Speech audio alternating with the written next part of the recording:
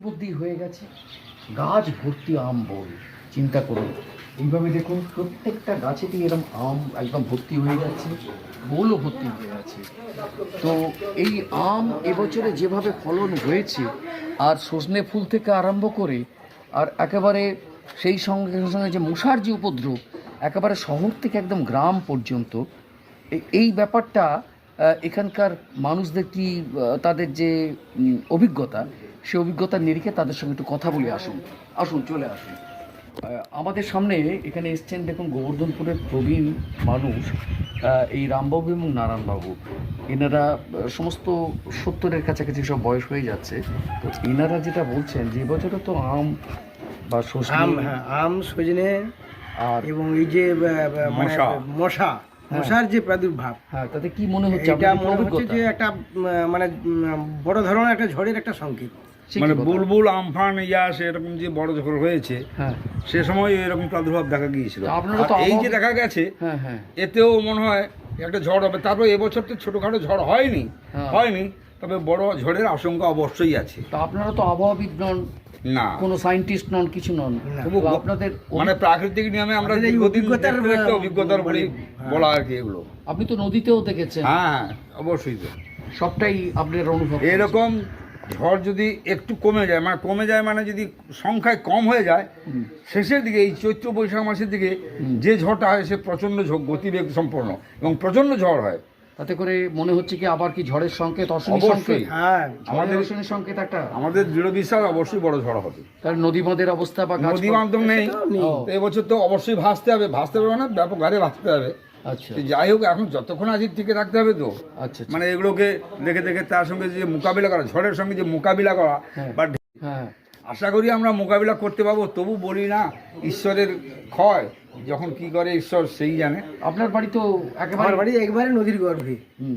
হ্যাঁ, তো এবারে কি থাকবে বলে মনে এবারে হচ্ছে? থাকবে বলে মনে হয় না।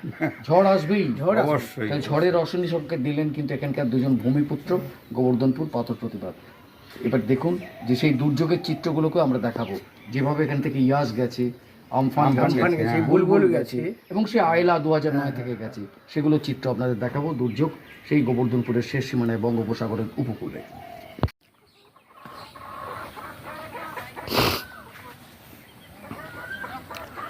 আমরা এখন দাঁড়িয়ে আছি সুন্দরবনের শেষ প্রান্ত, একবারে দক্ষিণে বঙ্গোপসাগরের উপকূলে, জি প্লট, বুড়াবুড়ির তট। এটি পাথর প্রতিমা ব্লকের অন্তর্গত। চারিদিকে মুকুলে মুকুলে ভর্তি এবছর, এবং সজনে ডাঁটার ফুল, মুকুল, তৎসঙ্গে মশা, এমনি বোরো চাষও খুব সুন্দর হয়েছে। আর দেখতে পাচ্ছেন যে এই মুকুল প্রচুর। সুন্দরবনবাসীর কিছু কিছু ভয় হয়েছে, আমরা পেয়েছি বুড়াবুড়ির তট অধিবাসী। আপনার নাম? বিধান সামন্ত। আচ্ছা বিধানবাবু, আমরা দেখছি যে এবছর প্রচুর পরিমাণে মুকুল হয়েছে গাছে। আপনার অভিজ্ঞতা কি বলছে?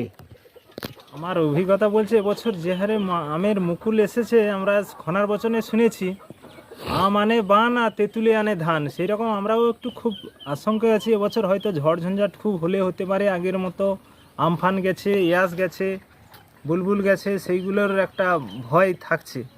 যেভাবে আমের মুকুল দেখা যাচ্ছে খনার বচনে, সেইভাবে আমরা মনে একটা আশঙ্কা করেছি।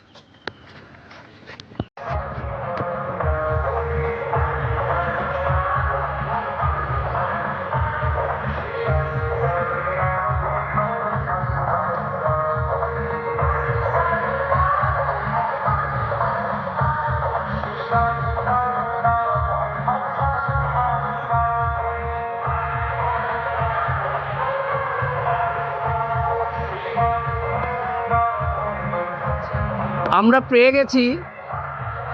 আপনার নাম? আমার নাম নন্দগোপাল প্রধান। বাড়ি?